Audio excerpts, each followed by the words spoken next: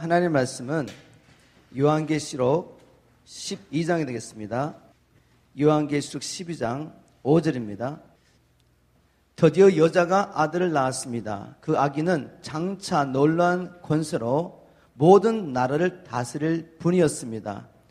갑자기 그 아기는 하나님과 그분의 보좌가 있는 곳으로 들려 올라갔습니다. 아멘. 오늘 이 말씀을 통해서 우리 12장 말씀 전체를 통해서 하늘과 땅의 전쟁이라는 제목으로 하나님의 말씀을 나눠보겠습니다.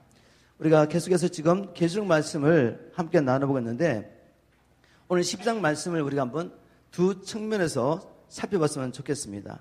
우리 각자에게 주님께서 주시는 분명한 말씀이 있습니다. 첫 번째 측면은 계시록 10장과 11장 연장선상에서 우리 12장 말씀을 보는 것입니다. 우리 계시록 10장 말씀을 나눌 때 하나님께서 회개하지 않는 이 세대를 향하여 교회에게 너희가 다시 예언하여리라, 다시 가서 예언하여라 라고 사명을 주시죠. 11장에서는 바로 이 말씀에 순종하여 기름 부음을 받은 증인들이 예언하는 장면을 우리가 살펴보았습니다. 이제 오늘 12장 말씀은 우리가 증인의 사명을 감당할 때 반드시 알아야 될 것이 뭔가 하면 바로 하늘과 땅의 영적 전쟁에 관한 내용입니다. 증인의 삶을 산다는 것은 한 사람에게 기독교 교회를 알려주고 그를 설득하여 교회에 데려오는 게 아니지 않습니까? 한 영혼에 전도한다는 것은 바로 사단의 권세를 있는 이 사람을 풀어서 하나님께 데려오는 일입니다. 그렇기 때문에 이 일에는 반드시 하늘과 땅의 영적인 전쟁이 있는 것입니다. 그래서 우리가 이 사실을 알지 못하고 영적 전쟁에 준비되지 않는다면 우리는 한 영혼도 주님께 인도할 수가 없습니다. 이 두 번째 측면은 뭔가 하면 계시록 전체를 통해서 이 12장 말씀을 보는 것입니다. 우리 계시록 1장에 보면 하나님 나라의 총사령관이신 예수님께서 위엄과 영광 가운데 교회 가운데 거니시는 모습을 요한이 보았습니다. 그리고 2장 3장에 와서 7교회에게 주님께서 반복해서 거듭 하실 말씀, 너희들 이기는 자가 되어야 한다 라고 하면서 4장 5장 쭉 가서 계시록 21장 7절에 가면 이기는 자는 결국 하나님의 나라를 기업으로 받게 될 것이다 라고 선포하죠. 그렇다면 3장과 21장 사이에 있는 이 모든 내용은 뭐겠습니까? 교회에게 어떻게 이길 수 있는지를 보여주고 있는 것입니다. 여러분 이해가 됐습니까? 그 가운데 이 12장이 있는 거예요. 12장. 그 가운데 교회가 어떻게 이길 수 있느냐를 보여주면서 12장에는 뭐가 있냐면 그러면 우리가 싸워야 될 적이 누구냐? 바로 마귀죠. 마귀인데 이 마귀와 우리가 어떻게 싸울 수 있느냐라는 것을 보여주는 것이 바로 오늘 12장 본문 말씀입니다.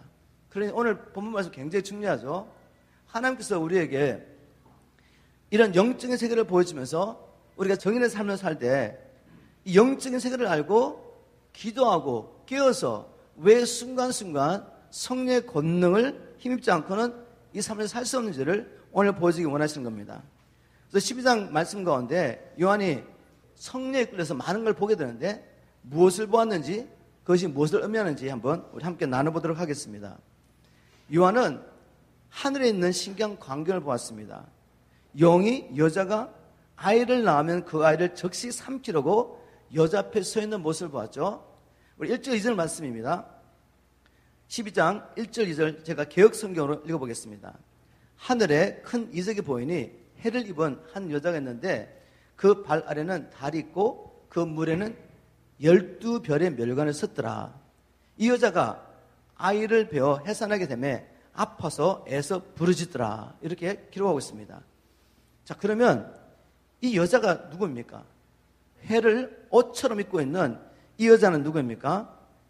이 여자의 머리에 12별이 달린 멸관을 쓰고 있었다라는 말씀이 있는데 이것은 곧 바로 야곱의 12아들, 나중에 12지파가 되죠. 바로 이 야곱의 12지파를 상징하는 것입니다.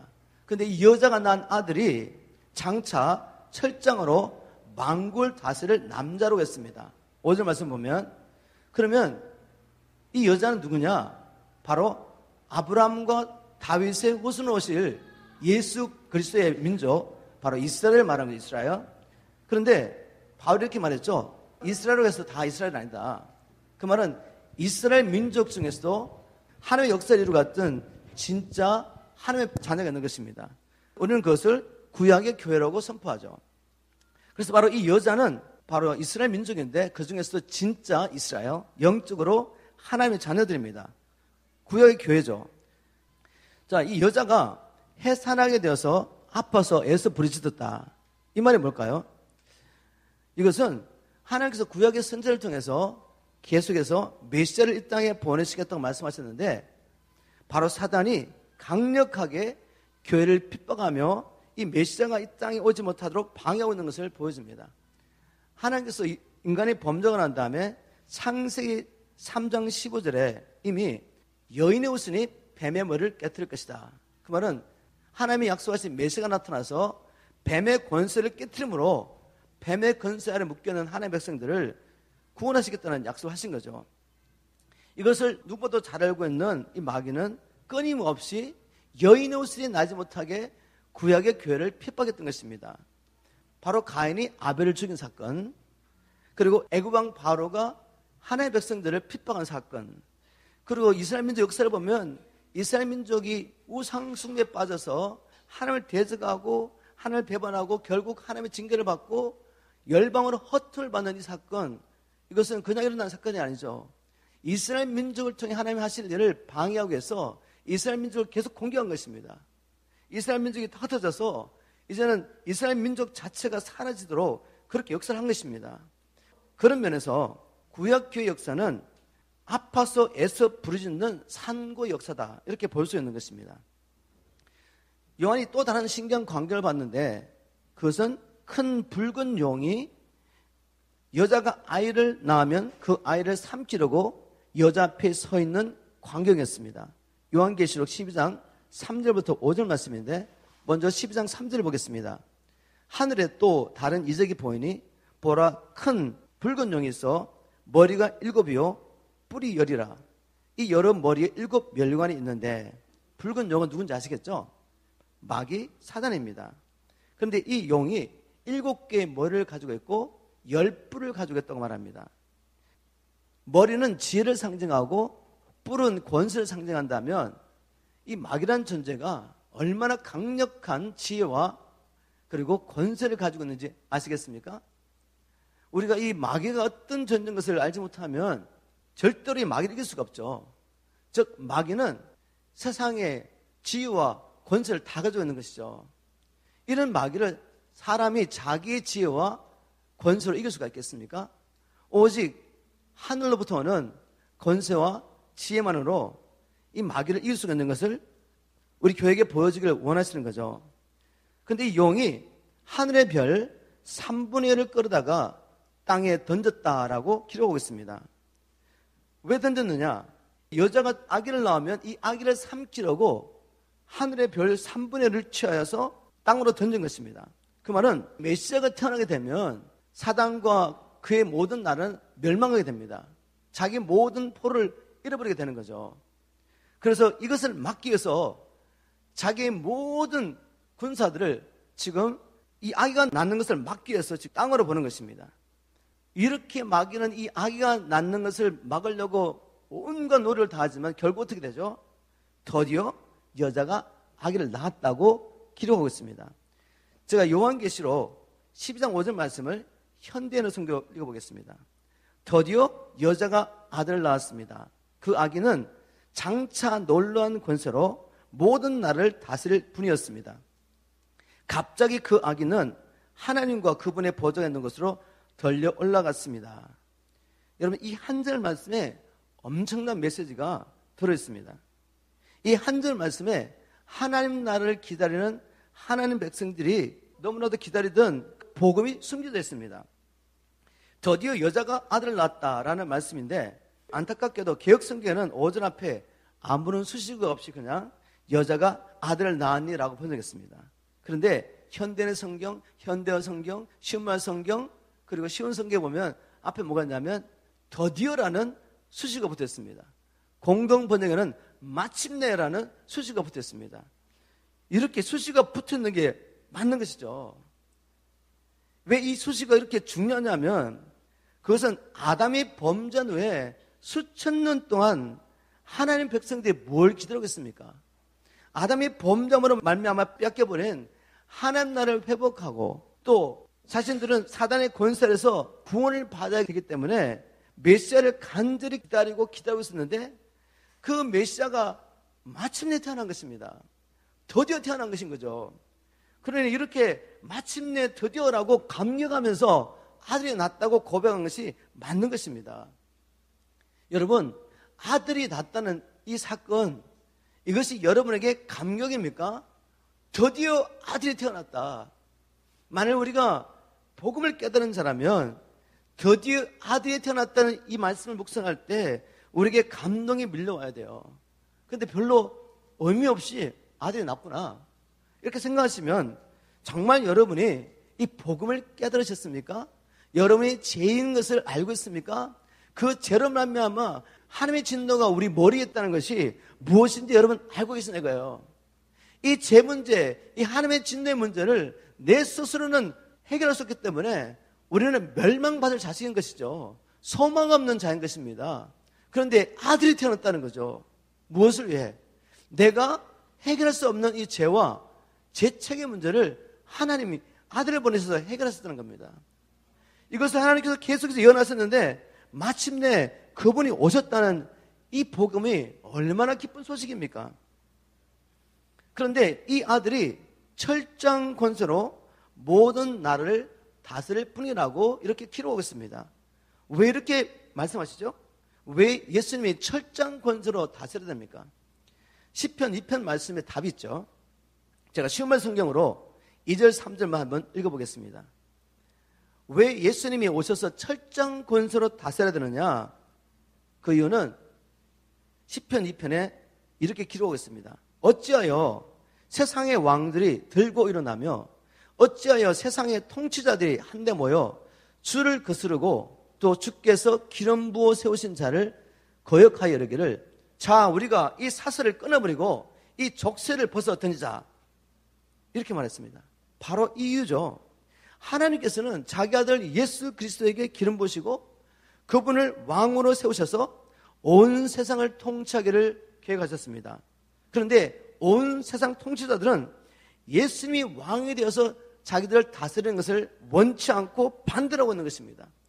그러면서 하는 말이 야 우리가 다 함께 모여가지고 이 사슬을 끊어버리자, 이 족쇄를 던져버리자 라고 말하는 것입니다. 그런데 이것은 바로 그들이 섬기고 있는 이 세상 임금 마귀의 의지죠. 마귀는 예수 그리스도가 이 땅에 오셔서 왕으로 통치하는 것을 원치 않습니다. 그래서 그의 영향력 있는 이 통치자들을 감동해서 다 함께 모여서 예수님이 왕으로 오시는 것을 반대하는 것입니다. 이런 이유 때문에 하나님께서는 예수 그리스도에게 철장으로 통치하라고 말씀하시는 것입니다. 시편 2편 9절에 보니까 쉬운 말 성경 너는 그들을 쇠막대기로 다스릴 것이고 철퇴로 질그릇을 부수듯 그들을 산산조각 낼 것이다.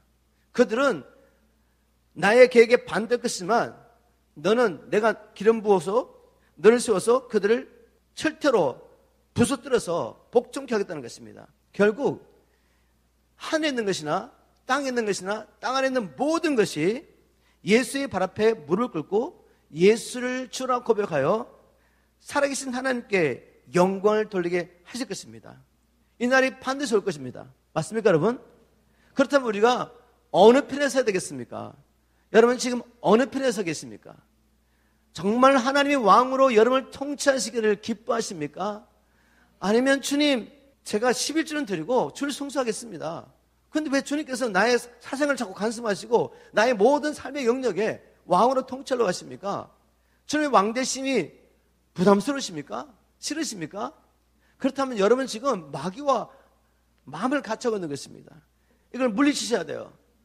그래서 우리가 날마다 자기를 부인하고 주님을 쫓아갈 수 있도록 끊임없이 성령님의 은혜를 구해야 됩니다. 하나님께서 도와주지 않으면 어찌 우리가 주님의 편에 서서 날마다 자기를 부인하고 주님을 왕으로 섬겨 살 수 있겠습니까? 또 5절 말씀에 굉장히 중요한 말씀이 있습니다. 그것은 뭔가 하면 갑자기 그 아기는 하나님과 그분의 보좌가 있는 것으로 들려 올라갔다라는 말씀입니다. 이 말씀이 뭘까? 예수님께서 갑자기 하늘로 들려 올라가셨다. 이 짧은 말씀, 이 문장 안에 하나님의 나를 사모하는 자들, 이제 죄와 사단의 권세를 벗어버리고 하나님의 자녀가 되어서 하나님 앞에 선한 일에 열심하며 하나님의 백성으로 살기 원하는 자들에게 기쁜 소식이 담겨 있는 것입니다. 그 아기가 하나님의 보좌 앞에 올라갔다는 것은 예수님이 이 땅에 오셔서 우리를 대신하여 죽으시고 사망의 권세를 깨뜨리시고 부활하셨다는 것입니다. 부활하신 후에 하나님께 올라갔다는 것이죠. 이게 여러분 얼마나 중요한 사건입니까? 만약에 주님이 죽으시고 부활하시고 성천하신 이 사건이 없다면 우리는 끊임없이 마귀의 권세 매여 살 수밖에 없는 것이죠. 마귀는 어떤 존재입니까? 죽기를 두려워하는 모든 자들을 종 삼아서 자기의 뜻을 이루어가며 하나님을 대적하는 존재입니다. 우리 주님께서 죽으시고 부활하신 이 사건이 없다면, 우리의 죄를 사하신 이 사건이 없다면 우리는 결코 마귀의 권세에서 벗어날 수가 없는 것입니다. 또 하나님 앞에 우리 예수님이 올라갔다는 이 사건은 어떤 의미겠냐면 이제는 더 이상 마귀가 하늘에서 발붙일 곳이 없게 됐다는 것입니다. 여러분, 마귀가 하나님 앞에 가서 뭘 했는지 아십니까? 예수님이 죽으시고 부활하시고 성천하셔서 주님의 피를 가지고 지성소에 들어가기 전까지 마귀는 끊임없이 하나님의 백성들을 송사했습니다. 여러분 한번 성경을 보겠습니다. 욥기 1장 6절이죠. 어느 날 천사들이 여 앞에 나왔었을 때 고소자인 사탄도 그들 가운데 와 있었다라고 기록하고 있어요. 지금 마귀가 욥을 고소하려고 하나님 앞에 온 것을 기록하고 있습니다. 또 스가랴 3장 1절에 보면 추물 성경이죠. 주께서는 내게 또 다른 환상을 보여주셨다. 대제사장 여호수아는 주의 사자앞에 서 있고 사탄은 대제사장 여호수아의 오른쪽에 서서 그를 힘껏 고소하고 있었다. 여러분, 마귀가 하나님 앞에서 지금 뭐 하려고 했죠? 하나님의 백성들을 계속 고소하는 일을 하고 있는 것입니다. 하나님, 당신은 공의의 하나님이 아니십니까? 이 영혼은 죄를 지었기 때문에 내 것입니다. 하나님, 공의대로 하면 이 영혼은 죽어야 합니다. 공의대로 빨리 심판하십시오 라고 마귀는 늘 하나님 앞에서 하나님의 백성을 고소하고 있었던 것입니다. 그런데 이 마귀가 쫓겨나게 됐어요. 더 이상 하나님 앞에 와가지고 하나님 앞에서 하나님의 백성을 고소할 수가 없어요. 왜요? 예수님이 죽으심을 통해 우리의 죄값을 지불하시고 이제 부활하심을 통해 사망의 권세받은 자 마귀의 머리를 깨트리시고 이 피를 가지고 지성소로 들어간 겁니다. 하나님 앞에 간 것이죠. 그뿐만 아니라 그 예수님은 지금도 끊임없이 우리를 위하여 중보하고 계시기 때문에 마귀는 더 이상 이제 하나님 앞에 와서 우리를 고소할 수 없어요. 이게 아기가 하늘 올라가서 하나님 앞 그 보좌 앞에 가게 됐다는 말씀입니다. 그래서 로마서 8장 33절에 현대의 성경 보니까 바울이 이렇게 선포했습니다. 하나님이 택하신 사람들을 누가 감히 고발하겠습니까? 우리를 의롭다고 인정하신 분이 하나님이신데 누가 우리를 죄인으로 단정하겠습니까? 그리스도 예수님은 죽었다가 다시 살아나셔서 하나님의 오른편에서 항상 우리를 위해 기도해 주십니다. 여러분 이걸 믿으십니까? 이제 마귀는 더 이상 우리를 고소할 수 없어요. 그는 더 이상 하늘에서 발 붙일 곳이 없습니다. 그가 하늘에서 발을 붙이셨던 것은 하나님의 공의를 붙잡고 계속 하나님을 공경한 거죠. 우리 아버지를 공경한 것입니다. 당신 공의한 하나님 아니십니까? 빨리 당신 백성들 심판하시라고. 그는 죄를 졌기 때문에 나의 소유입니다. 하나님 앞에 올 수 없습니다 라고 하나님 앞에 송사했던 거죠. 그런데 그 마귀가 이제는 쫓겨날 수밖에 없어요. 왜? 우리 주님께서 말씀대로 오셔서 이 아기가 오셔서 죽으시고 부활하시고 성천하셔서 이 피를 가지고 성소에 들어가서 지금도 저와 이러면서 중보하고 계시기 때문에 믿습니까 여러분? 그래서 이 크신 일을 이루신 하나님께 모든 영광과 존경과 찬송을 우리는 드리는 것입니다. 또 요한은 어떤 광경을 보았습니까? 그것은 여자가 용의 핍박을 피하여 광야로 도망가서 하나님이 예비하신 곳에서 1260일 동안 양육을 받는 광경을 목격했습니다. 계시록 12장 6절 말씀입니다. 그 여자가 광야로 도망하며 거기서 1260일 동안 저를 양육하기 위하여 하나님의 예비하신 곳이 있더라. 그리고 13절 14절에도 보니까 용이 자기가 땅으로 내어 쫓긴 것을 보고 남자를 낳은 여자를 핍박하는지라. 그 여자가 큰 독수리의 두 날개를 받아 광야 자기 있는 곳으로 날아가서 거기서 그 뱀의 낯을 피하여 한때, 두때, 반때, 3년 반입니다. 1260일을 양육을 받음에라고 기록하고 있습니다. 여자가 왜 광야로 쫓겨났습니까? 여자가 아들을 낳았기 때문에. 그 아들에 인하여 마귀는 자기의 권세가 끼어지고 하늘에서 발붙일 것도 얻지 못하고 자기의 사자들과 함께 쫓겨나게 된 것입니다. 그래서 화가 나서 이 여자를 핍박한 것이죠. 구약의 교회뿐만 아니라 이제 우리가 예수 그리스도 안에서 이방인까지도 한 몸이 되어서 함께 교회가 됐습니다. 바로 이 여자를 마귀는 계속 핍박하는 것입니다. 그런데 이 여자가 광야로 가서 1260일 동안 하나님이 예비한 곳에서 양육을 받았다고 했는데 이게 무슨 말씀입니까? 광야로 가서 1260일 동안 하나님의 양육을 받았다. 이 말씀을 우리가 이해하기 위해서 이 1260일, 한때, 두때, 반때, 42달이라는 이 단어가 요한계시록에서 어떻게 사용되는지를 봐야 합니다. 이 말씀을 풀 때 하나님께서 왜 요한을 통해 이 계시록의 말씀을 우리에게, 교회에게 주셨는지를 늘 그 목적을 생각하지 않으면 하나님의 의도와 관계없이 다른 데로 빠지는 거죠.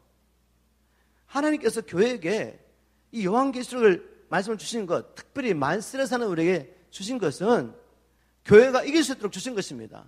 왜요? 이기는 자만이 생명의 실과를 먹을 수 있습니다. 이기는 자만이 둘째 사망의 해를 피할 수 있습니다. 이기는 자만이 그 이름이 생명책에서 허리지 않는다고 말했거든요. 우리가 이겨야 하는 것입니다. 그런데 마귀는 이기지 못하도록 끊임없이 방해한 것입니다. 이기지 못하도록 미혹과 그리고 핍박과 여러 가지를 가지고 이기지 못하도록 역사하기 때문에 교회가 이길 수 있도록 이 말씀을 주셨다는 것을 기억하면서 이걸 풀면은 풀어지는 것입니다. 그러면 1260일이 계시록에서 어떻게 사용되는지 보겠습니다. 계시록 11장 2절 말씀이죠. 저희가 거룩한 성을 42달 동안 짓밟으리라. 그리고 계시록 11장 3절에 저희가 굵은 벼옷을 입고 1260일을 예언하리라. 12장 6절에 보면 1260일 동안 저를 양육하기 위하여 하나님의 예비하신 곳이 있더라. 또 12장 14절에 말씀 보면 그 뱀의 낯을 피하여 한때, 두때, 반때, 3년 반을 양육받음에, 그 다음에 13장 5절에 또 짐승이 큰 말과 참된 말을 하는 입을 받고 또 42달 일할 권세를 받으니 이 권세를 가지고 성도와 싸워 이기더라 라고 13장 7절에도 기록됐어요. 이 말씀들을 다 종합해 보면 1260일, 3년 반, 이 기간은 어떤 기간이냐? 기름 부음을 받은 교회가 예언하는 기간입니다. 주님께서 다시 예언하고 말씀하셨죠. 기름 부음 받은 교회가 사명을 감당하는 기간이고 또 교회가 복음을 증거하면서 뭘 받죠? 핍박을 받는 기간입니다. 그런데 주님께서는 교회를 양육하셔서 핍박을 이기고 끝까지 사명을 감당케 하시는 것입니다. 이렇게 보면 이 1260일 동안 광야로 가서 양육을 받는다는 것은 바로 우리가 주님께서 주신 사명을 다 마칠 때까지 사단의 핍박과 유혹과 미혹을 이기고 사명을 다 감당할 수 있도록 하나님께서 우리를 보호하시고 훈련하시고 또 필요하면 징계하셔서 결국 끝까지 사명을 다 감당하고 하나님 앞에 서게 한다는 말이죠. 너무 복잡합니까, 여러분? 쉽습니다, 여러분. 결국 이 1260일 동안 하나님께서 자기가 예비한 곳에서 우리를 양육하신다는 것은 사명을 감당할 수 있도록 우리를 준비시킨다는 말이죠. 하나님께서 이스라엘 민족을 40년 동안 광야에서 양육하셨습니다. 양육의 목적은 뭐죠? 순종을 가르치게 하셔서 결국 가나안을 정복하게 하시는 것이죠. 그래 우리가 하나님 앞에 설 수 있기 때문에 하나님께서 바로 광야로 여자를 인도하시고 그 예비한 곳에서 1260일 동안 양육하시겠다는 것은 우리를 준비시켜서 사명을 감당하고 이기는 자라서 하나님 앞에 서게 하시겠다는 하나님의 말씀인 것입니다. 믿으십니까 여러분? 그러면 용의 전략이 무엇입니까? 용은 어떠한 전략을 가지고 교회를 무너뜨리려고 합니까? 계시록 12장 15절에 이렇게 기록하고 있습니다. 여자의 뒤에서 뱀이 그 입으로 물을 강같이 터여 여자를 물에 떠내려가게 하려 하되. 여러분 뱀의 입에서 물이 나왔다고 하는데 이 물이 뭘 상징하죠? 뱀은 거짓말로 아담과 하와를 미혹하여 진리에서 떠나게 했습니다. 그는 거짓말장이요 거짓의 아비입니다.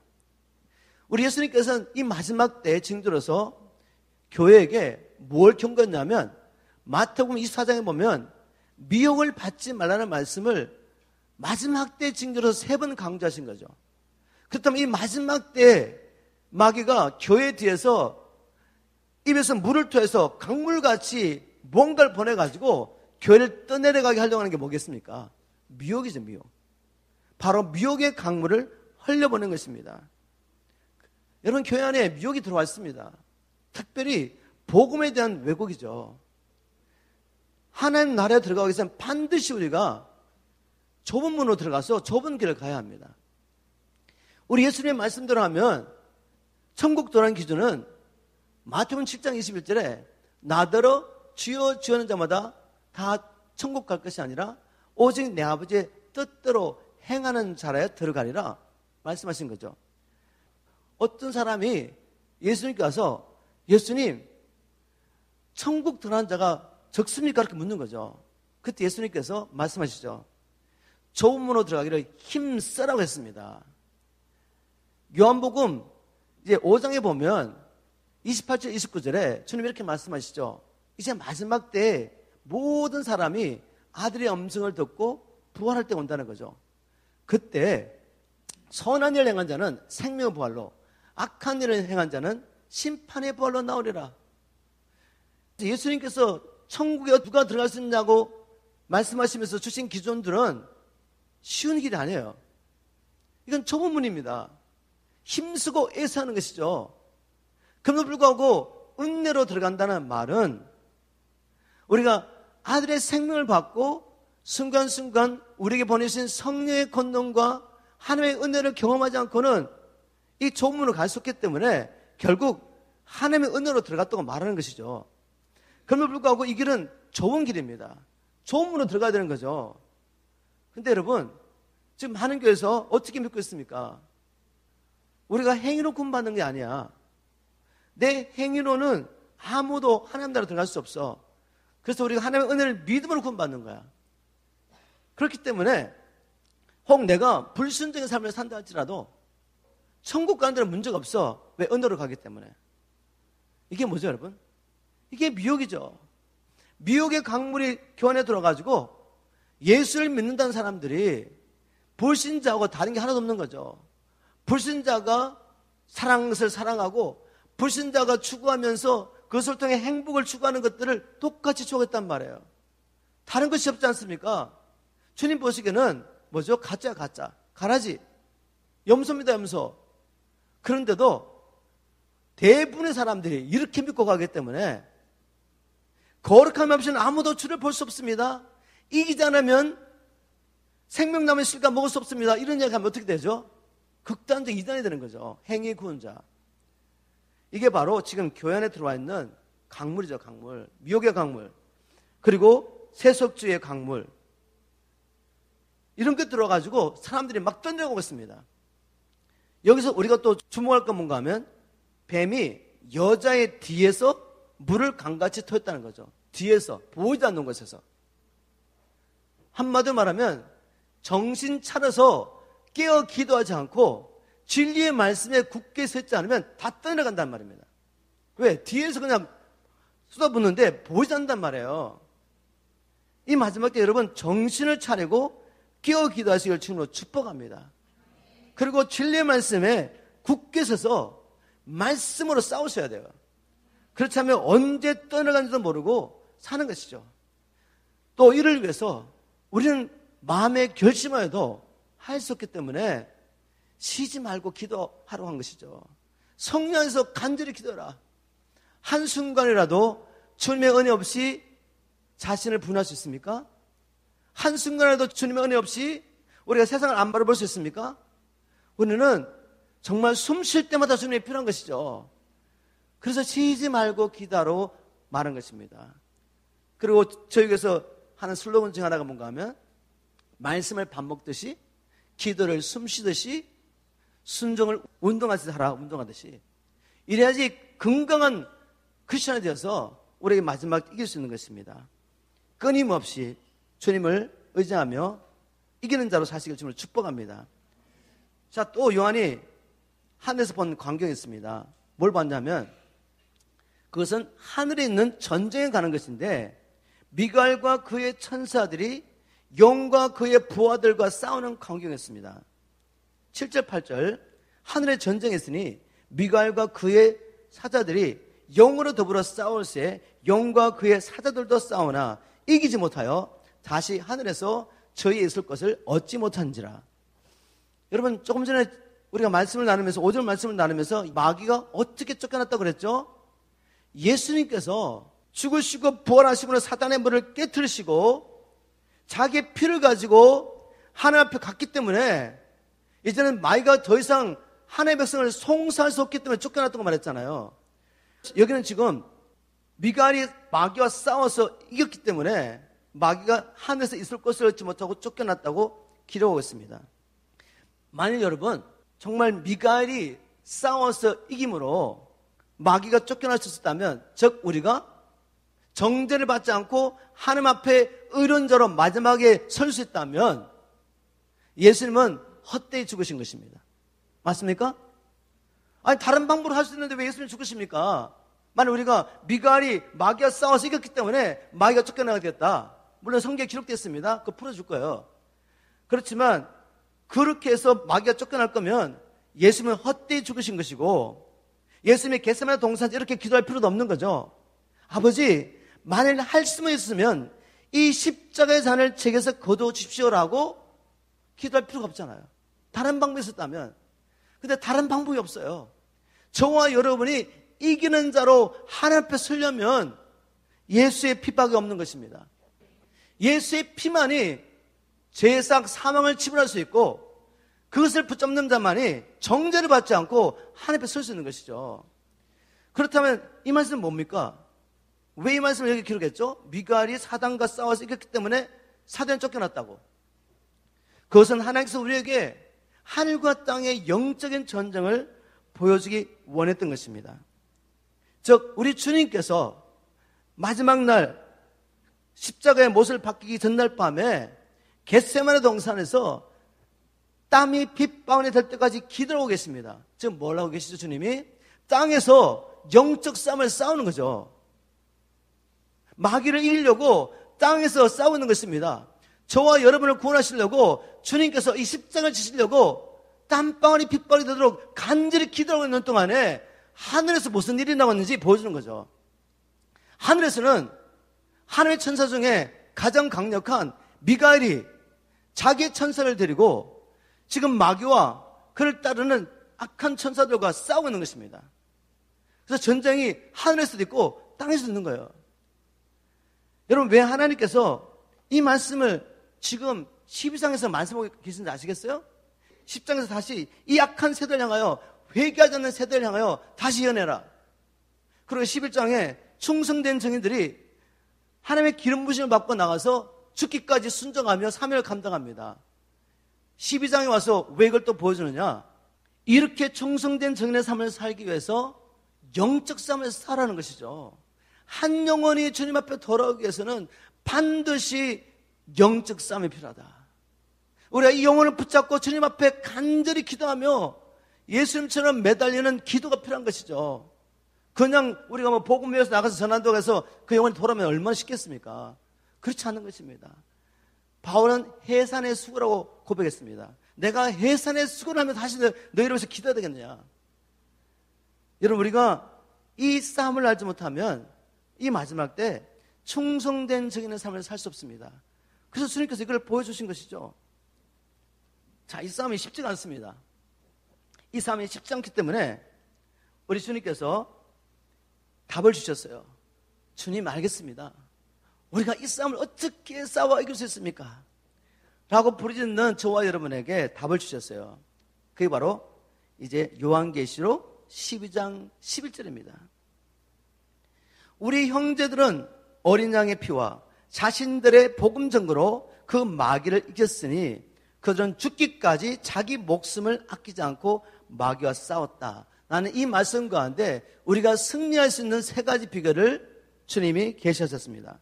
첫 번째, 마귀가 이기는 첫 번째 비결, 우리는 어린 양의 피로 마귀를 이깁니다. 아멘. 어린 양의 피 외에는 마귀를 이길 수가 없는 것이죠. 사단이 하나님 앞에서 하는 일이 뭐였습니까? 끊임없이 우리를 정죄하고 하나님 앞에 서지 못하게 막고 있는 것입니다. 만약 우리가 하나님 앞에 설 수 없다면 어떻게 됩니까? 하나님의 임재 앞에, 임재에서 쫓겨나는 거죠. 하나님의 임재 앞에 쫓겨나면 어떻게 됩니까? 마귀가 우리를 사로잡고 자기의 노예로 부려먹는 것이죠. 그러므로 마귀가 하나님의 임재 앞에서 우리를 쫓아낼 수 있다면 그것은 마귀의 승리입니다. 이거 잘 기억하셔야 돼요. 마귀가 승리하는 방법은 뭐죠? 우리로 하여금 하나님 앞에 서지 못하게 하는 것. 그럼 우리의 승리는 뭐겠어요? 우리가 승리해야 된다, 이겨야 된다. 그것은 우리가 마귀의 정죄를 이기고 하나님 앞에 서는 것입니다. 맞습니까? 그럼 이기려면 어떻게 해야 돼요? 다른 방법이 있습니까?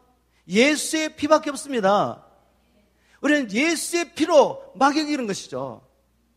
이긴다는 것은 마귀의 정죄를 물리치고 우리가 당당하게 하나님 앞에 서는 것인데, 우리 가운데 우리가 생명받쳐 주님을 쫓아가고 날마다 주님의 뜻을 따라 살려고 몸부림치지만 자기의 이 행위를 통해 나는 죄 없습니다라고 설 수 있는 사람이 있습니까? 없습니까?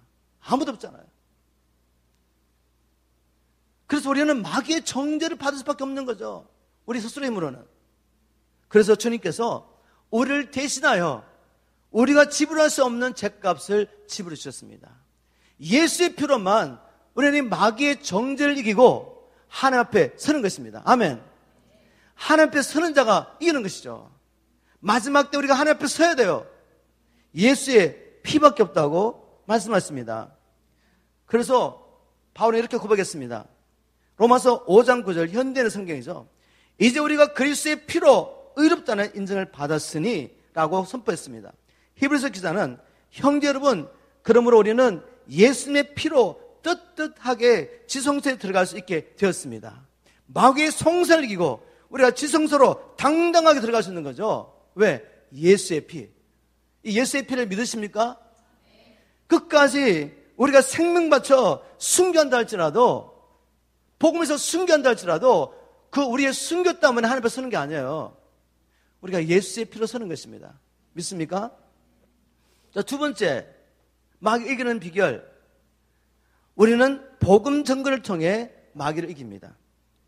12장 11절을 쉬운 말씀으로 다시 읽어보겠습니다. 우리 형제들은 어린 양의 피와 자신들의 복음 증거로 그 마귀를 이겼으니라고 번역했습니다. 우리가 복음을 전하는 것이 어떻게 마귀를 이기는 것이 됩니까? 여러분, 하나님께서 누구에게 자기 임재를 약속하셨죠? 하나님의 임재 없이 이길 수 있는 사람이 있습니까, 여기? 하나님이 우리와 함께 하심이 없이 이길 수 있는 사람이 아무도 없는 거죠. 맞죠, 그죠? 그런데 하나님이 누구에게 함께 하시라고, 구약이나 신약이나 늘 내가 너와 함께 하겠다는 약속을 누구한테 주셨죠? 바로 주님께서 주신 사명을 감당한 사람들. 하나님께서 모세에게 80세가 된 모세에게 나타나서, 모세야 네가 가서 내 백성을 애굽에서 건져내라고 말했을 때 모세가 그렇게 말합니다. 주님, 내가 누구한테 바로에 가며 주의 백성을 구원하겠습니까? 그때 주님께서 모세야, 내가 항상 너와 함께 있으리라. 출애굽기 3장 12절이죠. 하나님께서 하나님의 임재를 약속하셨어요. 누구에게? 주의 백성을 구원하는 사명을 가져가는 모세에게. 또 사사기에 보면 하나님이 기도에게 나타나셔가지고 너는 큰 용사로 말하죠. 큰 용사. 그리고 하나님이 너와 함께 하신다고 말씀하세요. 왜 이런 약속하십니까? 이제 기도를 통해 하나님의 백성을 구원해야 되기 때문에. 이제 마태복음 28장 여러분이 잘 아시는 18절부터 20절 말씀, 하늘과 땅의 모든 곳을 가신 예수님께서 제자를 보내시며 이렇게 말씀하시죠. 그러므로 너희는 가서 모든 족속으로 제자를 삼아 아버지와 아들과 성령 이름으로 세례를 주고 내가 너희에게 분부한 모든 것을 가르쳐 지키게 하라. 볼지어다 내가 세상 끝날까지 너희와 항상 함께 있으리라. 하나님이 함께 하신 약속 누구에게 주셨습니까? 사명을 감당하라고 나가는 사람, 복음 전가하는 사람에게 하나님께서 함께 하시기도 약속하셨어요. 그러니 반대로 하면 우리가 세상 일에 바빠서 복음 전가하는 이 사명을 감당하지 않으면 어떻게 된다? 하나님이 우리 안에 계시지만 하나님이 함께 하심 그분의 능력과 기름 부으심을 경험할 수 없어요. 맞습니까, 여러분? 복음을 전가하는 자가 이길 수 있는 것입니다. 복음 전가하려면 우리가 어떻게 해야 돼요? 영혼 붙잡고 기도해야지. 그냥 성경만 달달달 외워가 나가서 영혼 구원하셨습니까? 해보셨나요, 여러분? 안 돼요, 안 돼. 주님 앞에 나가서 이 영혼을 붙잡고 몸분을 취하는 것입니다. 그럴 때 주님께서 우리에게 성령과 권능으로 기름 부어 주시기 때문에 이 힘으로 가서 전도를 하고 영혼들을 사단의 권세에서 하나님께로 회복시키는데 우리가 이기는 것입니다. 바로 그 일을 통해. 믿습니까, 여러분? 여러분 이기기 원하시면 반드시 사명을 감당하는 충성된 정인 되시기를 주님으로 축복합니다. 마귀를 이기는 세 번째 비결, 다시 11절 말씀 읽어보겠습니다. 우리 형제들은 어린 양의 피와 자신들의 복음 전거로 마귀를 이겼으니 그들은 죽기까지 자기 목숨을 아끼지 않고 마귀와 싸웠다라고 기록했습니다. 누가 마귀를 이긴다고요? 죽기까지. 자기 부인한 사람. 자기 부인하지 않으면 마귀 절대로 이길 수 없습니다. 꼭 기억하세요, 여러분. 우리가 얼마든지 시간 정해놓고 말씀 보고 기도하고 막 성령의 은사를 달라고 막 간절히 기도하고 열심히 다니면 복음 전할 수 있습니다. 그리고 역사가 막 나타날 수 있어요. 눈에 보는 역사가 막 표적과 기적이 일어날 수 있습니다. 그런데 자기 부인하지 못하면 어떻게 되죠? 뒤에 가서 죄 짓는 거죠. 뒤에 가서 죄를 짓는 것입니다. 그런 죄종들이 마지막 날 쫓겨날 것을 우리 주님께서 마태복음 7장 22절부터 23절까지 말씀하셨지 않나요? 자기 부인하지 않으면 절대로 마귀를 이길 수 없습니다. 아담과 하와가 왜 마귀의 종이 됐습니까? 마귀 와서 이 선악과를 먹으면 너희가 선과 악을 아는 일에 하나님처럼 될 수 있다. 나도 하나님처럼 될 수 있다고 라는 나에게 초점을 맞추면서 자기 사랑, 자기를 사랑하는 거기서부터 시작해가지고 불순종하게 됩니다. 자기 사랑은 결국 마귀에게 문을 열어주게 되고 마귀의 종이 되게 만드는 거죠. 그러면 예수님은 마귀를 어떻게 이기셨습니까? 십자가에 죽기까지 자기를 부인하심으로 마귀를 이기셨습니다. 아멘입니까, 여러분? 그러면 자기 부인 안 되면 어떻게 되죠? 이제 내가 사는 거야, 여전히. 뭐 은사와 능력이 있지만 여전히 그 은사와 능력을 나를 사용하다 보니까 자기 부인 안 된 사람은 여전히 그 하나님 주신 귀한 은사와 능력을 자기를 위해서 사용하면서 마귀의 종노를 하고 있습니다, 지금. 근데 자기를 부인하면 어떻게 되죠? 내가 깨어지는 거죠. 내가 죽으면 어떻게 됩니까? 그때 주님이 사시는 거예요, 주님이. 내 안에 계신 주님이 사시는 것입니다. 주님이 사시려면 반드시 내가 죽어야 돼요. 그래서 주님께서 자기를 따르는 제자들에게 하신 말씀, 내게 오는 자가 자기 목숨까지 미워하지 아니하면 너희 나의 제자가 되지 못하고 아무든지 나를 따라오려거든 자기를 부인하고 날마다 제 십자가를 지고 나를 좇을 것이니라. 이 말씀은 주님께서 우리가 마귀를 이길 수 있도록 주신 말씀이죠. 즉 우리가 마귀를 이길 수 있는 승리의 비결을 알려주신 겁니다. 여러분, 마귀를 이기는 승리의 비결이 자기 부인이에요, 자기 부인. 나를 부인하고 주님을 쫓아가는 것이 마귀를 이기는 승리의 비결인데 이걸 주신 거죠. 승리하라고. 여러분, 자기 부인을 통해 승리하기를 주님으로 축복합니다. 자기 부인이 쉽지가 않습니다. 우리 예수님도 자신을 부인하시려고 어떻게 하셨죠? 겟세마네 동산에서 씨름 많은 기도를 하신 거죠. 그렇다면 우리가 어떻게 되겠어요? 자기 부인하기 위해서 스스로 힘을 할 수 없기 때문에 하나님의 도우심이 필요합니다. 하나님 앞에 기도하지 않는 사람들은 자기 부인할 수 없어요. 꼭 명심하십시오. 날마다입니다. 날마다 자기 십자가 지고 주님을 쫓아가야 돼요. 쉬지 않고 무시로 성령 안에서 순간순간 주님 의지하지 않으면 아침에는 충만한 것 같았는데, 하나님 만나도 충만한 것 같은데 나오자마자 와이프한테 화내는 거죠. 그런 일이 없었나요, 여러분? 저는 가끔씩 그걸 보면서 깜짝 놀라요. 네 생각대로 말했네. 말을 하든 행동을 하든 우리가 주님을 생각하면서 하는 것이 무시로 기도하는 것입니다. 여러분, 자기 부인하는 거 쉽지 않아요? 근데 우리 연습하셔야 돼. 하나님의 임재 연습, 제가 매주 4번씩 메시지 던지잖아요. 그죠? 왜? 저하고 여러분이 함께 훈련하자는 거죠. 매일매일 할 수 있는 만큼 끊임없이 모든 사건, 모든 일 가운데 주님을 생각하는 거죠. 딴 일 막 하다가도 다시 돌아와서 내 안에 계신 주님. 주님 멀리 있지 않잖아요. 우리 안에 계십니다.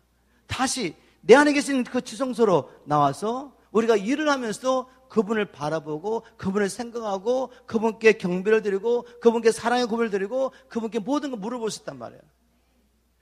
이게 우리가 쉬지 않고 기도하는 것이고, 이렇게 살아낼 때 주님의 공고하심과 도우심으로 우리가 세상을 이기고 육신을 이기고 마귀를 이겨야 되는 것입니다. 말씀 맺겠습니다.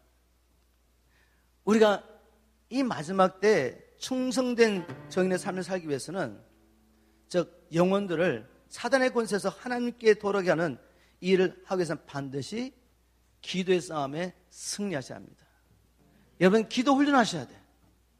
자기를 위해서 육신의 것을 구하며 하는 기도가 아니라 이제 우리 계신 사명, 하나님 나라를 구하며 영혼들을 주님 앞에 회복하는 이 일을 하게 되면 하나님이 다 주실 텐데, 우리는 여전히 세상에 있는 우상 숭배들처럼 자기 욕심에서 하나님 앞에 계속 구하고 있는 거죠.